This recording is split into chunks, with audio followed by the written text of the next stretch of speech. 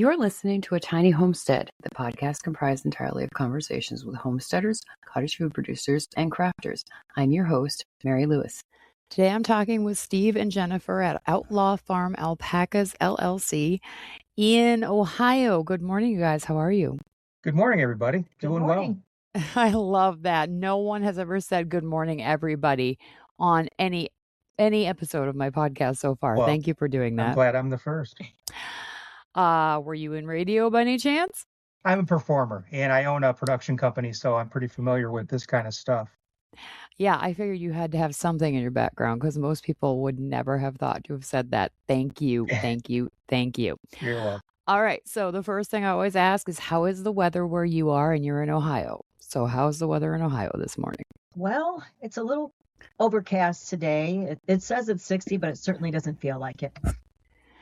It is raining here in Minnesota this morning, and it has been overcast for the whole week. I am praying that we get some sunshine tomorrow because I'm a sunshine girlie. I really do like it when the sunshine is pouring in the windows. And this week I've gotten up every day and watched the sun come up, what little sun there was, and then it's been gray. So I am ready for it not to be gray for a little bit. And I think we have a couple days of rain in store for us here then before we hit some sunshine again. Yes, this spring has been so weird, and I don't dare to complain about it because the last two springs here, all it's done is rain all of May and into the first half of June, and it really ruined our farm to market garden. Oh. So I'm not complaining. I'm just saying it would be nice to see the sun peek out a little bit this weekend. That's all I'm saying. Sure would. Okay, so you guys, how did you get your name? Number one. Well, let me tell you, we bought this place about 8 years ago, and it's located on Law Road in Grafton, Ohio. So we were brainstorming for a name, and we were thinking of crazy different names. We could name an alpaca farm, and I said, what about Outlaw Farm? And she says, what do you mean? We're not outlaws. And I said, but we're on Law Road. So that made a lot of sense, and it stuck. So we ran with it. And again, it's attention grabbing. Part of the reason I love it's original. Part of the reason I love this podcast so much is because part of the way I find people to talk to is by you guys' names. And I saw Outlaw Farm Alpacas and went, oh yes, I must find out about them. Okay, so when did you get into this? Well, we got into it around 2018. We bought this place, and it was really in need of some work. So we cleaned up the old barn, which was built in the late 1800s. A lot of cleanup. We cleaned it up, made it look nice, and we thought, let's get a couple animals because it's such a nice barn. And we could use some more pets because we have the land now. Well, my wife has a cousin that has alpacas as pets. So she mentioned alpacas. She contacted her cousin, and they said, we'll sell you a couple. So we bought 4 pets, 2 males, 2 females, and it just went from there. She started researching alpacas and the fiber and the showing and the breeding, and she just wanted to make it a business because she was set to retire in a couple of years and she wanted something to do. So that's basically how it started. So minor midlife crisis situation. Small one. Mm-hmm. I just did the same thing almost 3 years ago because my youngest was going to be moving out, youngest of 4, and I didn't want to face empty nest syndrome without a project. So I started this podcast. So I'm right there with you. Awesome. I get it. It's really hard when your life changes in a big way. And women tend to find projects. And I won't say what men tend to find, and that would be a very terrible thing to say. I don't think that men necessarily find projects. I think that men find distractions. I'd have to disagree because I have a lot of projects. Because of the farm, he has a lot of projects. I mean the men who aren't enlightened. You're enlightened, Steve. We'll Okay. give you that today. You are an enlightened soul. Awesome. Thank you. So, do you guys, I want to talk about the alpacas because I haven't really talked in depth with anybody about them, but do you have other animals as well? Yes, we right now we're at 34 alpacas and we are expecting 9 crias, which are the babies. Okay. Anytime. I have our first one actually due now. and they'll birth all the way through probably the end of September. But we also have 5 goats, just pets, all males, wethers. And then 30, oh, let me see where we at. We're at about 40 chickens, I think, and 6 ducks, aside from numerous dogs and barn cats and the like. Whatever else shows up on the property, you know. Yeah, I saw you have barn kittens right now. Yes, we had a mama kitty that kind of hung around, and now her kids seem to come here and live and add more barn kittens to our farm. So I think we just have 2. Those are the only 2 I have seen so far, but there could be more. For everybody listening, if you want to see some really cute kittens, go to Outlaw Alpaca's farm, the Facebook page, because there's a couple photos and they are very sweet. I am a sucker for a barn kitten. We have 2 females right now who I suspect are pregnant. And if they are, they're probably due at the very end of June, 1st of July. And I am so looking forward to barn kittens again because we haven't had any in a couple of years. They're a lot of fun. They're cute. It's fun to watch them grow up. They keep the mice population down too. Oh my God.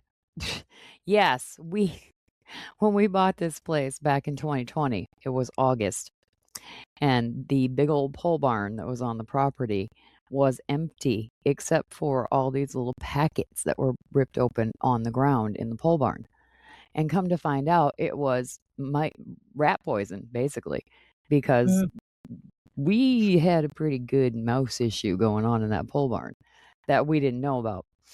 And so my husband was out puttering around in the fall, and he had opened up one of the drawers on the old workbench in the pole barn. And he came in and he said, "Do you have a minute?" And I said, "Yes, what?" And he said, "Come with me." So I walk out to the pole barn, and he's like, "Be quiet and just look, just look." And he opens this little drawer in the workbench, and there's 4 little tiny field mice babies all curled up sleeping in the drawer. He says, "We need to get some cats." He said, "Because where there's that many babies, there's lots more mice." Oh, yes. I said, "Okay." So we ended up getting like 3 cats, and then we had a stray show up. She was a female. She had babies. I think she had 3 or 4 litters in a couple of years. And one of her daughters had a litter. And the thing with barn cats is that barn cats flake off or they get killed by cars.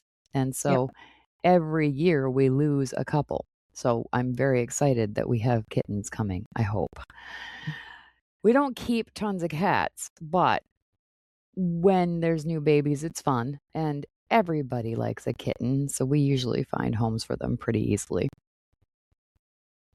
Yeah, we try to too. I mean, there's some people interested in the kitties, and when they're old enough, I'm sure we can get them some good homes.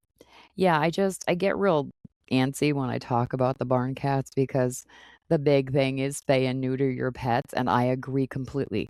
Spay and neuter your pets unless you intend to breed them as a business. But when it comes to barn cats have a job. Yeah. Yeah. It is not the same premise. It is not the same thing. So I try to walk a fine line between, yes, have millions of animals on your property that you can't afford and that aren't being treated well. Don't do that. That's not a good plan. Have a plan. So anyway, what kind of dogs do you have on the property? Well, we have 4 German Shepherds, and we have a Dalmatian, which is the oddball. Is it a girl or a boy? Girl. What's her name? You'll never guess. Purdy? Yep. Yep. I love it. I have never seen a Dalmatian puppy in person. Wish I could say that I had because I bet they are freaking adorable as the They spots. are the most adorable little puppies. They're As the roly-polies. spots start to pop out. Yeah. Mhm. Yeah, because Dalmatian puppies are white when they're born, right? Right. Yes. Yeah, and then their spots come in slowly. Right. About 3 weeks in, they start getting their spots. Yeah. I'm such a freaking encyclopedia of worthless information. I know that about Dalmatian dogs. Never actually met a Dalmatian dog in person, but I know nothing about alpacas. So go fig. So tell me all about alpacas. Start from the beginning. Well, I guess the main thing to know is they are actually quite shy but curious. They're not an animal that you can just always walk up to and pet unless they really get to know you and really trust you. But once they do, they are a super, super sweet, calming animal.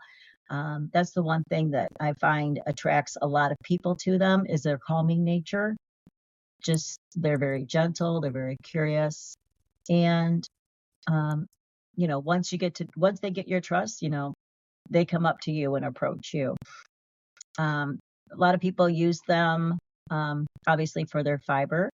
Their fiber is much warmer, actually, than wool. It doesn't have lanolin in it, so it lacks that itchiness that you get when you wear wool. So a lot of people that are allergic to wool, can actually go ahead and wear alpaca fibered products because it doesn't cause that itchiness or allergic reaction. Well, I didn't know that. Okay. Yeah. Their fibers are also hollow, so that's why they are able to stay cool in the summer most of the time, unless it's a heat wave. And then warm in the winter, it traps that heat inside those hollow fibers and keeps them warm. Their fiber is also moisture wicking, so you'll never see it. Well, you might see a soaking wet alpaca if it stands out in a good thunderstorm, but most of the time it just rolls off it like it has Rain-X on it. Uh-huh. And let's see what else. They're pregnant for almost a year. Oh yeah, that's true. Let's see, I'm trying to think fiber. As far as their pregnancy. So we have 9 girls that are pregnant now. They are pregnant for pretty close to a year. We start watching at about 340 days of pregnancy, and usually they deliver before that year is up. So usually about a good 11 and a half months. They have 1 baby at a time. Do they never have twins? Rarely. They very rarely have twins, and usually if they do happen to get pregnant with twins, they lose that pregnancy prior to full term. Okay. Or if they do have 2, they're extremely small and a lot of times don't survive. There have been cases where they do and they're fine, but for the most part, rarely do they have twins that do survive. Okay, and the babies are called crias, C-R-I-A? Yes. Mm-hmm. Do you know why? Do you know anything about that word, where it comes from? I have no idea, honestly. Okay, I didn't know if it was Latin or Greek or something, so. Yeah, no idea. Okay. How big is a cria when they're born? Usually anywhere between about 15 pounds to generally about 20. We've had them as small as 10 pounds and as large as 22. So it can be varied, but usually generally I would say, 15 to 20 pounds is about your average, at least for our farm. How much does an average mama alpaca weigh? Females generally are anywhere between 140 to 160 pounds. So they're about the size of a deer. Yeah, they're not super large. They are, they're part of the camelid family. And so llamas would be like the next size up, and they're generally like 250 to 350 pounds. Okay. Where most alpacas, once they reach adulthood, are anywhere between 140 and 175, 180, give or take. Okay, I thought they were bigger than that for some reason. That is good to know, because we don't have room for an alpaca. If we did, I would actually consider it now, knowing that they don't get as big as llamas. No, they're not as large. They're not, definitely not as tall. And they're just, once they look bigger, I guess, especially we just had our shorn on Wednesday, but they look really large when they're all full fleeced, because some of them will have, 5 or 6 inches of fiber on them. So it makes them look quite large. And then once they get shorn down, you actually see how small they actually are. I mean, yeah, they're probably about the size. I would say probably about the size of a deer, actually, when they're shorn. They're not real large. Yeah, I have a question about their fur, hair, whatever you call it. If you were to walk up to an alpaca that you know really well and lean in and sink your fingers into their fur on their shoulders, Do your fingers sink in or do they stay on top of that 6 inches of fur? Oh, they sink right in. Okay. Hmm. So it's not real dense. It just depends on the alpaca.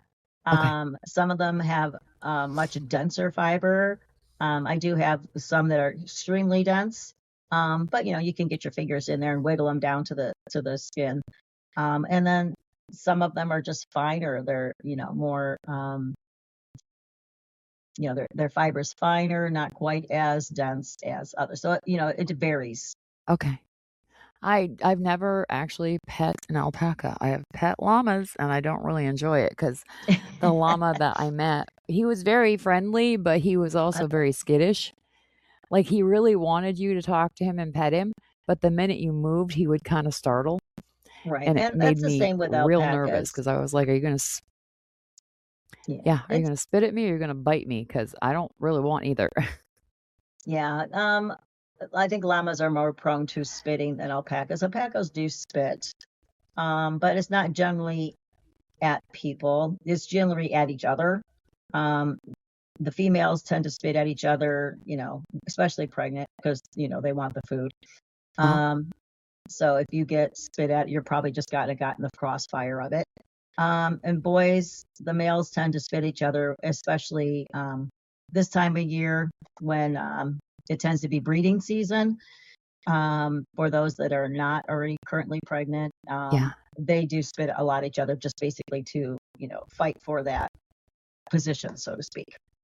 It's so gross. Oh my goodness. It's not the Just best smelling stuff, no. blah.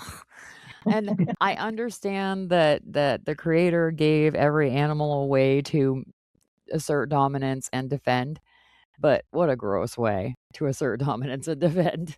Yeah, it's not real pleasant. And as far as alpacas, that is pretty much their only defense. Mhm. They are a predatory animal, so they really don't have any natural defenses. So a lot of farms, then have the guardian livestock animals, Yeah. especially if they don't close theirs in, Mhm. and at the night and during nighttime. So, but we do close ours in. Some farms don't. Ours don't seem to mind it. They kind of just put themselves away most of the time when it starts to get dusk, and then I just close the gates. So, That's um, helpful. yeah, very helpful. Okay, so tell me about the babies. Are the babies like goat babies who are basically up and nursing within an hour or so, or does it take them a little longer? Generally, rule of thumb is they should be up, standing, and nursing within about 30 minutes. Mhm. Some do take a little bit longer, especially if the mama, first time mamas, they're kind of a little unsure about what's going on. But our season mamas do really well. They get those babies get up. We kind of do help get them standing up and help them find, where to nurse. And once they tend to find that, they're kind of pretty much on their own. Um, One thing about alpacas, unlike dogs or some other livestock, is they do not clean their babies. Oh, So I kind of I like to be home and around when I know it's definitely going to be birthing time, because for any particular reason, if that generally once they start the birthing process, the placenta does break. But if for any particular reason it doesn't, yeah. that baby just basically suffocates because mom, unlike dogs or other cats or whatever, they don't clean that baby off and lick that placenta off. So Huh. yeah, I so had no idea. yeah, that was something I mean, I didn't know that either. And but we've gotten pretty good at delivering them, and taken a couple of classes at Ohio State University on ways to help if there seems to be a issue that arises. But for the most part, it goes pretty well. They just like other livestock, you want nose and toes. You want that Superman position coming out. Oh, yeah. And once that happens, then baby is born, and we kind of just dried off real well and try to get it up and standing and nursing usually within 30 minutes. Okay, thank you for all that because I just learned a couple things I wouldn't have even thought to ask, let alone knew the answer to. So I love my podcast so much because I learned so many new things from you guys. I'm so thankful and grateful that you spend the time to talk to me. Um, so anyone who's listened to my podcast knows that I am a sucker for babies. Mm. So I must ask, are do the babies let you handle them? Do they let you hold them and pet them, or are they really skittish and all they want to do is be with their mom? It kind of depends. I have some babies that, like, the minute I walk in the barn, they walk right up to me and they want like little kisses on their noses. And you have other ones that are just like take one look at you and they run the other way. So it just kind of depends. But for the most part, we had, let's see, we had 8 babies last year, and I would say only 2 of them are probably, I don't want to say they're not people friendly, because once you grab them or get a hold of them, they're perfectly sweet and fine. But they're just not, their personality is not to come up to you and initiate, loving or whatever. But for the most part, I it's hard because they're cute as can be. I try not to be too handsy with them, especially males, because they do have what's called berserk male syndrome. Okay. So, as if you overhandle a male cria, and especially as they become like a yearling, they can get this syndrome, which is basically they've imprinted on you and they think you are an alpaca, and then they have no problem trying to assert dominance over you. Uh-huh. And it can be quite dangerous, especially if you have a very large male. So I do try to make a very conscious effort not to be too hands-on with them, but hands-on enough that I can do what I need to do, give shots, weigh them, administer any, medicines that they might need. But for the most part, I try really hard not to be too handsy with them. Okay. So I'm assuming that you sell their fiber. So is there a market for their fiber? There is. I do have one particular farm in Tennessee that she buys quite a bit of a certain color fibers of our alpacas. The rest of it, honestly, I send to a fiber mill, and we have yarn and rug yarn made from it. And then we turn around and make products from that, or we sell the yarn in our farm shop or online. Okay. So can people find a way to order it from you on your website? Yes, you can. Once you go on the website, it does have a link on there for our Etsy store at the moment. And then if you're in our area, then we do have a shop set up where you can come and take a look at our yarn and purchase if you'd like. Okay. Awesome. I I'm all over the place today with questions because again, haven't really talked to anybody about alpacas. Um, Ohio gets hot in the summertime. I Yes. know it does because I've driven through Ohio as a kid. Well, I haven't driven, I've ridden in my parents' car through Ohio as a kid because my grandparents lived in Illinois and my parents and I lived in Maine. And Ohio in July and August gets hot. Yes. So how do the alpacas handle that with their fur? Is it because their fur is hollow? Do they stay cool? Sometimes it just depends. Some of them can, like the lighter color alpacas, can tolerate a little bit more. But we do run barn fans on a lot of them in the summer, pretty much 24/7, unless you get a nice cooler day. Yeah. But they'll go out in the morning, they'll hang out in the pastures in the morning and munch. And when they start to get warm, they come in and lay in front of the fans. And then evenings, when it starts to get a little bit cooler, they will um, head back out to pasture. So, but you can sometimes I hose off their legs, their bellies, their necks. You never want to hose off the backs. Yeah. Then that just kind of like traps the heat in their fibers. Mhm. So they do like the hose. They do like to stand in their water buckets because the water's nice and cool, Oh, funny. and which I don't care for. Uh-huh. But it's not too bad. Last summer was extremely hot, and they spent most time inside than outside. Um, we haven't had too many days where it's been too warm yet, but we're getting there. But now that they're shorn, they'll stay outside a little bit longer. Okay. So is fall and winter better for them? Are they They more love fall and comfortable? winter. Yeah. Yes. Okay. They're from, basically Peru, Bolivia, Ecuador, that area, and in the Andes Mountains. So they're used to that kind of climate, the cooler temperatures, the snow. They don't mind the snow, honestly. Um, they like that cool weather, and they'll lay outside when it's snowing. Yeah. Yep. And again, I know lots of things about a few things and a few things about lots of things. People who don't know anything about livestock worry about horses and cows being outside in the wintertime and they've got snow on their backs. hmm And that's good. If they have snow on their backs, it means that they're warm. Right. It means that they're insulated. And I assume it's the same thing with the alpacas. Yes. Yeah, Okay. their fiber is extremely warm. And we were shearing the other day, and it was a cool day. It was what, probably low 50. in maybe mid 50s or something in there. Yeah. And I was freezing. Our shearers were freezing, and they were sweating. Like we pull off, you shear them in sections so that they're basically from their shoulders back to their bottoms, and then pretty much mid sides. That top area is where that's their prime blanket. That's where the yarn is made from. And we pulled off, and it was damp to the touch. They were like literally sweaty. So they were quite still warm as we were all bundled up in sweatshirts and jackets. So, Nice. Okay. So I got a couple more questions. I try to keep this to half an hour, but I have two more questions.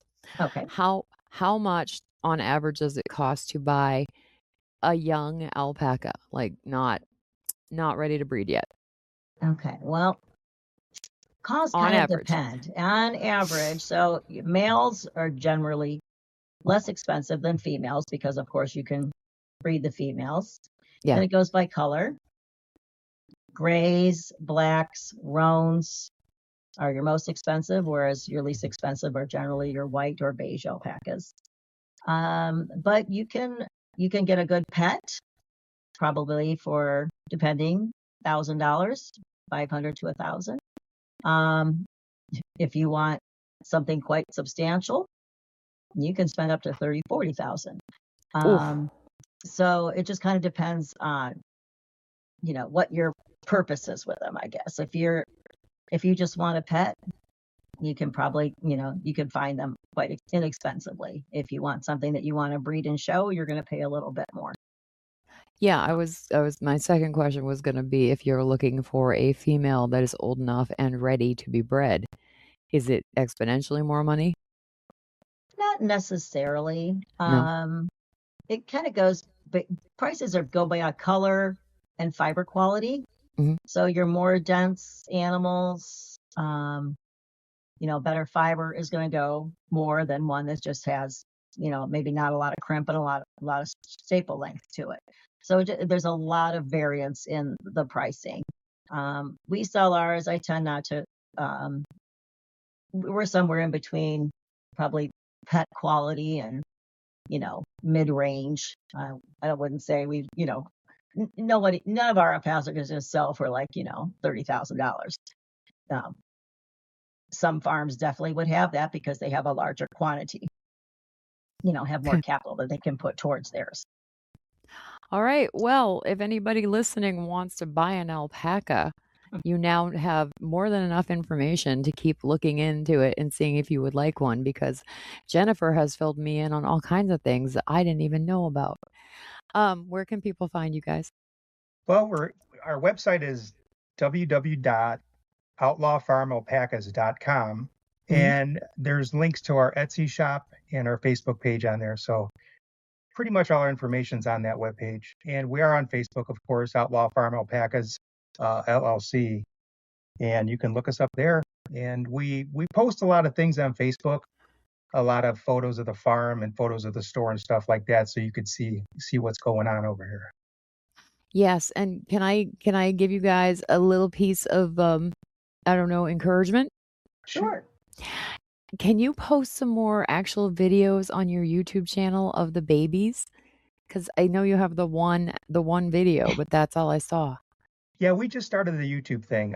Yeah? we're going to start targeting that more. Yeah, once the Krias are born, we're going to do some shorts, and we're going to put it on. We're just getting started on YouTube, so yeah, definitely we're gonna post some more content on there for sure. Good, because I will become an avid fan if you do that. All right.